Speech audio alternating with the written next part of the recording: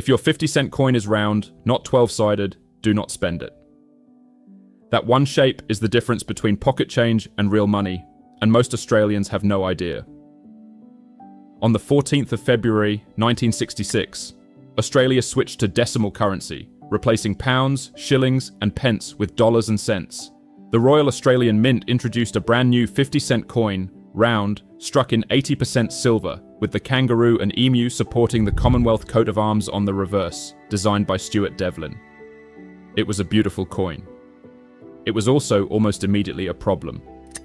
By 1966, the rising price of silver meant the metal content was worth more than the coin's face value, roughly 60 cents of silver in a 50-cent piece.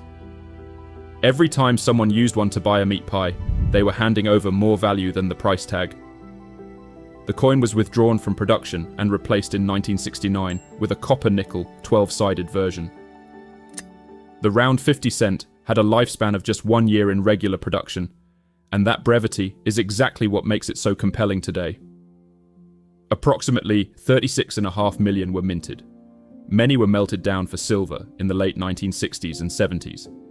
Despite that, many millions were hoarded by the public, tucked into tins, sock drawers, and old wallets. Which means there's a genuine chance one is sitting in your home right now. So what's it worth? The answer depends almost entirely on condition. Each coin contains 0.3416 troy ounces of silver. Even a worn, heavily circulated example carries that silver floor. At current silver prices, a circulated coin in average condition is worth well north of $30 just in metal. Don't hand one over at a garage sale for 50 cents. Don't use it to pay for parking. It is not pocket change. But condition is what separates decent finds from extraordinary ones. Picture two coins side by side. One has been through decades of pockets and purses. The high points of the coat of arms are flat, the surface is dull, the luster long gone. The other has never seen circulation, its fields still mirror. The fine feather detail on the emu is razor sharp. To the naked eye, they might both look like old silver coins. To a grader, they exist in completely different universes of value. Here's the thing about the 1966 round. Do you think most of the survivors were kept in perfect, airtight conditions, or just rattled around in tins and coin bags? Comment your answer below. Because the answer shapes exactly how rare the top-grade examples actually are. Higher-grade specimens command serious premiums. Coins graded MS64 or MS65 by professional grading services like PCGS currently fetch between 150 and 450 Australian dollars. In 2024, a PCGS MS66 example sold for 400 Australian dollars. Proof sets containing the round 50 cent have fetched over 600 Australian dollars at auction. Over 18,000 proof sets were issued, but many coins have become heavily toned from exposure. Some natural toning is accepted by collectors, but heavy environmental damage kills the premium fast. A proof coin sitting loose in a cardboard box for 50 years is not the same as one sealed in its original packaging. Then there are the errors. It is exceptionally unusual to see an error on a 1966 round 50 cent.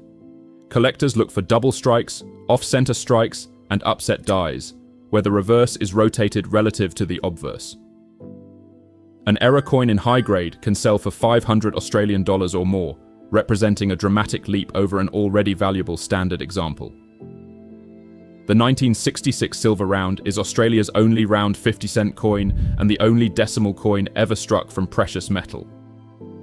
That fact alone gives it permanent, irreplaceable status in Australian numismatics.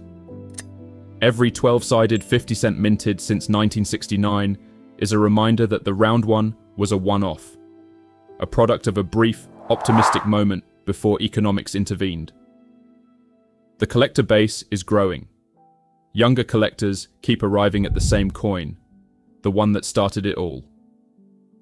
And unlike many collectibles, this one has a hard silver floor underneath it.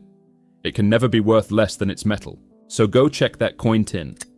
If you find a round 50-cent piece, not 12-sided, round, hold it carefully by the edges and look at what you're actually holding.